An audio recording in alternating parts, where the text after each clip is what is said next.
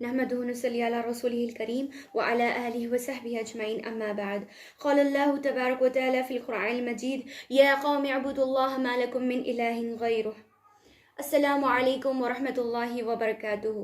محترم سامعین و سامعات، آج میں آپ کے سامنے توحید کے متعلق چند اہم نکات پر روشنی ڈالنا چاہتی ہوں.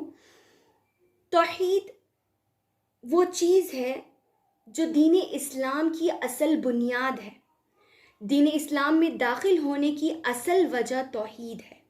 ہر مسلمان پر فرض ہے کہ وہ توحید کا اقرار کرے، سچے دل سے، دل و جان سے اسے قبول کر کے اس کے مطابق عمل کرے اور اسی پر اپنی جان قربان کر دے.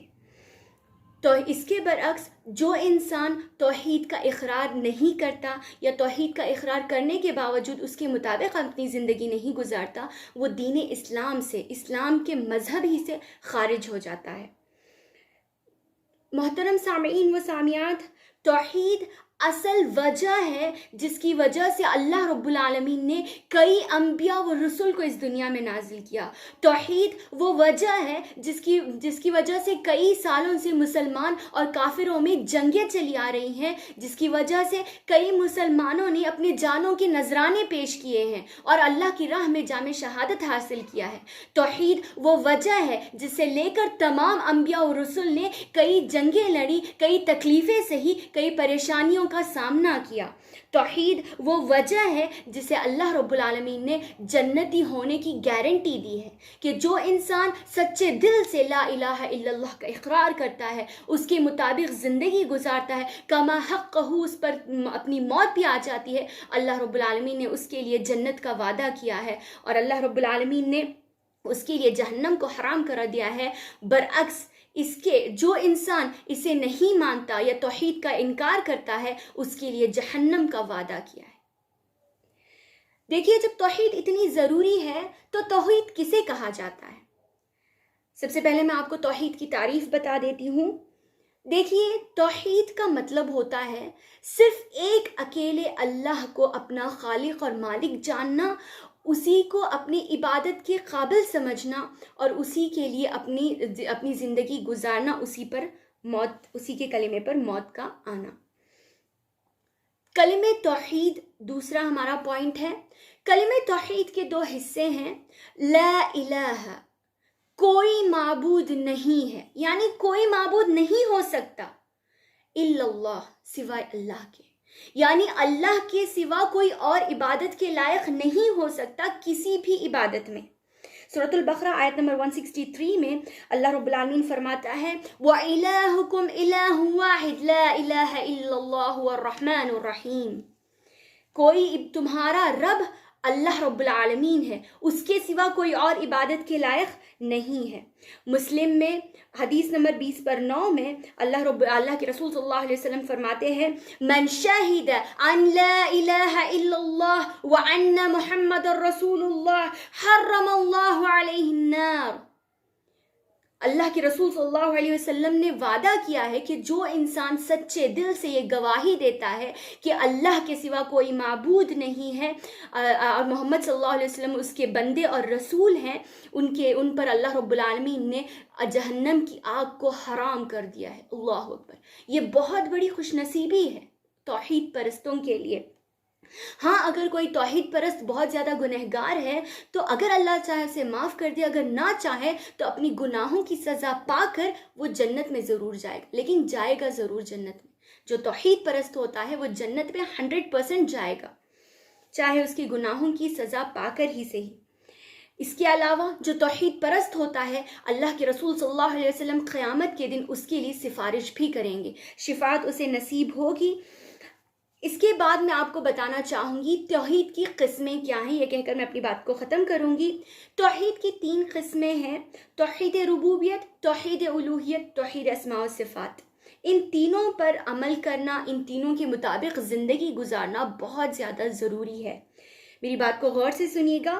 توحید ربوبیت سے مراد تمام لوگوں کا، تمام چیزوں کا، ہر کائنات کی ہر چیز کا پیدا کرنے والا اللہ ہے اور وہی سب کو پال رہا ہے. اس پر یقین رکھنا، اس کے مطابق زندگی گزارنا توحید ربوبیت کہلاتا ہے.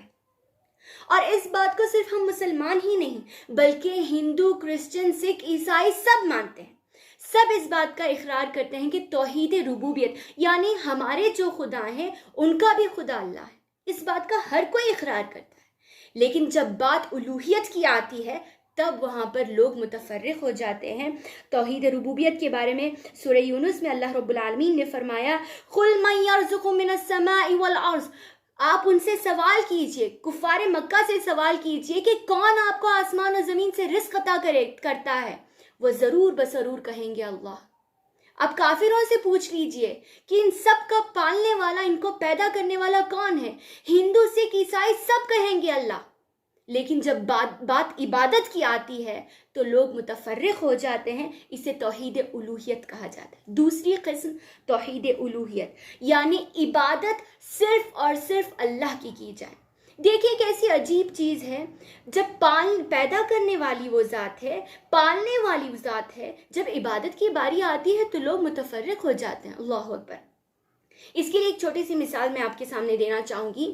ماں باپ جنہوں نے اپنی اولاد کو پیدا کیا، ان کے لیے ان کی خواہشات پوری کرنے کے لیے اپنی زندگیاں انہوں نے داؤ پر لگا دی، اپنے بچوں کو خوش کرنے کے لیے ماں باپ نہ جانے کیا کیا جتن کرتے ہیں، نہ جانے کیا کیا قربان کر دیتے ہیں۔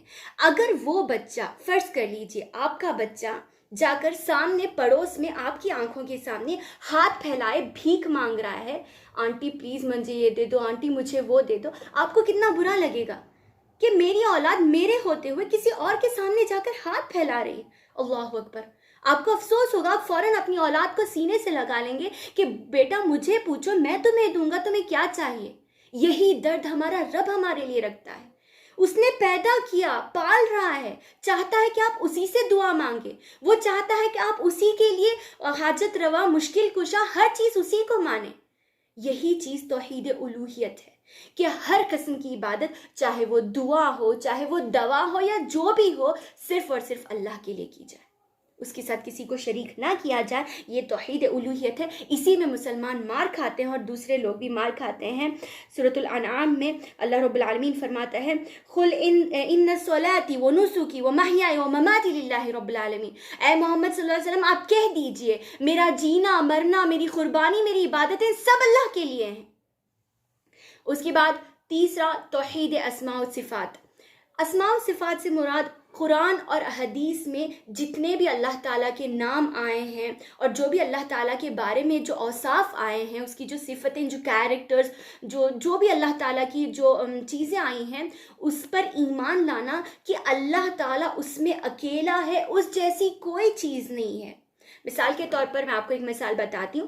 اللہ رب العالمین نے کئی جگہ پر قرآن میں کہا کہ اللہ تعالیٰ سننے والا ہے، اللہ تعالیٰ دیکھنے والا ہے، سمیع بصیر۔ اللہ تعالیٰ اپنی کوالٹیز بتاتا ہے۔ تو ان چیزوں کا انکار نہیں کرنا، اس میں زیادہ ڈیٹیلز میں نہیں جانا، اس کے بارے میں الٹی سیدھے باتیں نہ کرنا، اسے توحید اسماء و صفات کہا جاتا ہے۔ یعنی اللہ تعالیٰ نے کہا کہ میرے کان ہیں، میں سن رہا ہوں، تو اللہ تعالیٰ سن رہا ہے، بس اس پر اکتفا کرنا۔ اللہ کے کان ہمارے جیسے ہیں یا الگ ہیں، کیا اللہ تعالیٰ کو ہمارے جیسا سننے آتا ہے، یا اللہ کے کان کا شیپ کیسا ہے، ان تمام سوالوں میں جانا، اس کے جیسی تمثیل بیان کرنا، یا کیسا ہے اللہ تعالیٰ، کیسا دکھتا ہے، ان چیزوں کے بارے میں ڈیٹیلز میں جانا، یہ تمام جو چیزیں ہیں یہ انسان کو گمراہی میں لے کر جاتی ہیں اور اسے آخرت میں تباہ و برباد کر دیتی ہیں۔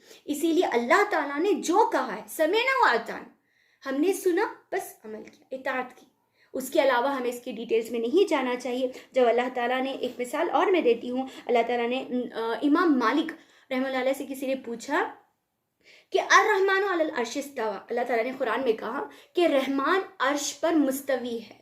اس کا معنی کیا ہے؟ کیسے اللہ تعالیٰ بیٹھتا ہے؟ اللہ تعالیٰ عرش پر بیٹھتا ہے، مستوی ہوتا ہے، تو کیسے بیٹھتا ہوگا اللہ تعالیٰ؟ تو امام مالک رحمہ اللہ نے بہت بہترین جواب دیا۔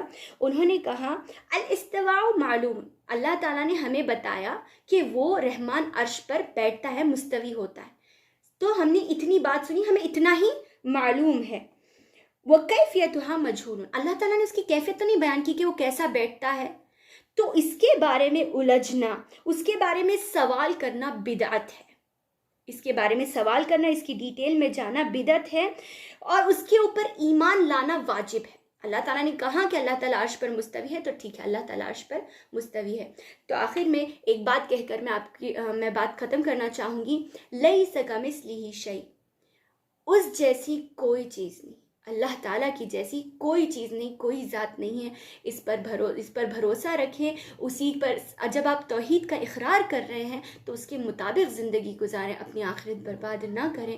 آخر میں اللہ رب العزت سے دعا کرتی ہوں کہ اللہ تعالیٰ ہم تمام کو سچے دل سے توحید کا اقرار کرنے